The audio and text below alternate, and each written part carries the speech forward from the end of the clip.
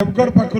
देवगढ़वासी प्रथम मत आशीर्वाद देते मो पार्थित्व नहीं कि मुझे कृतज्ञ ए बस बाबद मुझे ये कहबी किए एठिकार किए सेठिकार जमा से मुझे मुझे ये जानी ओडिशा एक नवीन बाबू एक शंख चिन्ह एक विजु जनता दल एक आम समस्त गोटे परिवार किंतु एथर मुझे देखिपुची देवगढ़वासी दृढ़ निश्चित विधायक को देवे एवं एमपी को देवे दुई दुईटी संख्या देवाई समस्ते पूरा बद्धपरी करके बस चाषी मान ना स्वर ये चाषी बंदी लोक सबुठ बेसी चाषी लोक ये देवगढ़वासी 20,000 कोटी टंका आपण मान पैसा से रिलीज करना एमएसपी बढ़ाऊना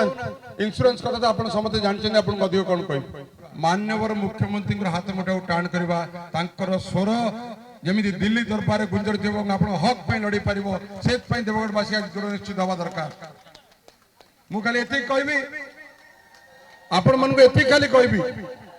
विचार करवा समय आपण माने मालिक ये बारंबार सांसद को एवं विधायक को कौ विधायक अपन काम कर न कर भल भाव जानते मुझे ये कहबी मैडम मु निमित्त मात्र नवीन पट्टनायक अपन पाखे ठिया होती सर्वांगीन उन्नति करने